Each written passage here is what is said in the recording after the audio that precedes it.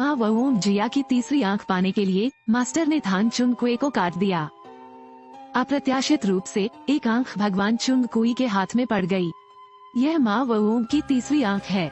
ये देखकर कि यह एक दुर्लभ खजाना है, अधिकारी ने तुरंत अपनी नजरें खुद पर रख दी। लेकिन वो अभी भी परीलोक को स्पष्ट रूप से नहीं देख सका।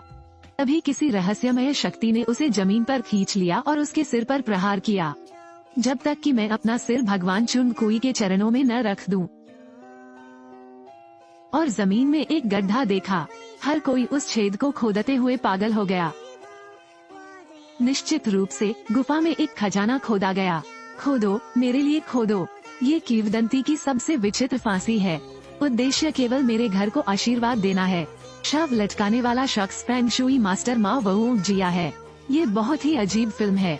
देखने के लिए कृपया अपने दोस्तों को टैग करें। कहा जाता है कि इस शाही माँ की 3 आँखें हैं, 5 तत्वों और 8 त्रिकोणों में अत्यंत निपुण। इसलिए जब भी अधिकारी मैक किम भूमिगत उत्खनन करेगा, वो माँ वोंग को अपने साथ लाएगा। तुम्हारे यहाँ रहते हुए मैं तुम्हें सुरक्षित रखूंगा। सोन जातीय समूह पर प्रतिबंध लगाएं क्योंकि लोग यिन से संक्रमित हैं। पुरुष 40 वर्ष तक जीवित नहीं रह सकते। महिलाएं 100 साल तक जीवित रह सकती हैं। चूंकि महिलाएं विधवा नहीं रहती, इसलिए सभी जातियों के पुरुष इस अभिशाप को तोड़ने का प्रयास कर रहे हैं। अंततः एक कब्र में सुराग मिल गया। केवल मोक ट्रान चाओ ही बान सोन जनजाति के अभिशाप को हल कर सकता है। खुलने वाली चीज माँ वोंग की तीसरी आंख है। इसलिए बान सोन के पितामह ने लोगों को माँ वोंग के महल में भेजा। हम माँ वांग्ये के जीवन और मृत्यु दोनों मित्र हैं। मैंने सुना है आज उसका जन्मदिन है। हम विशेष रूप से बधाई देने आए थे। माँ वोंग के घर में ये कहना भी अजीब है। सामने वाला हॉल एक उत्सव पार्टी है, पिछला हॉल एक आध्यात्मिक हॉल है। आज माँ का जन्मदिन है। साथ ही यही वो दिन था जब उन्होंने अपने लिए दफनाने का दिन चुना।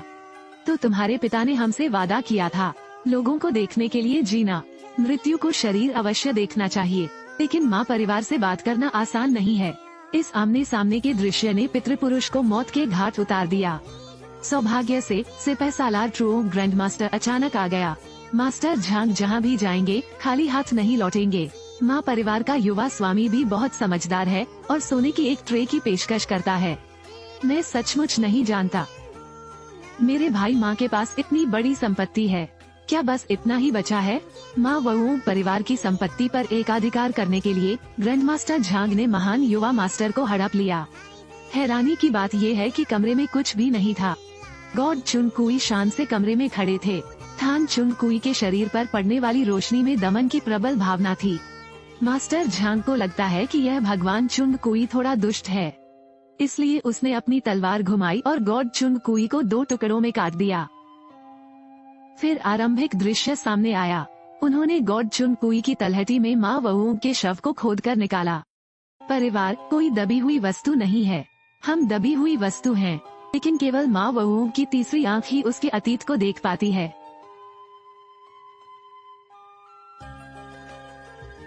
पता चला कि माँ वोंग ने वास्तव में मोक ट्रान चाओ को देखा था। अंततः ट्रोल द्वारा काट लिया गया। ऐसा लगता है कि मोक ट्रान चाओ अभी भी कब्र में है, लेकिन किसी को नहीं पता कि प्रिंस ऑफ बीस्ट की कब्र कहाँ है। माँ परिवार ने भी इसे गुप्त रखा। तुम्हारे पिता दिलचस्प हैं। निश्चित रूप से आप जानते हैं कि इसका उपयोग कैसे करना है ना? उम्मीद छोड़ दो। ग्रैंड मास्टर ने माँ वांग्ये की आंखें युवा मास्टर के मुंह में भर दी। एक अधिकारी की तरह युवा मास्टर भी रहस्यमय शक्तियों द्वारा आकर्षित होता है।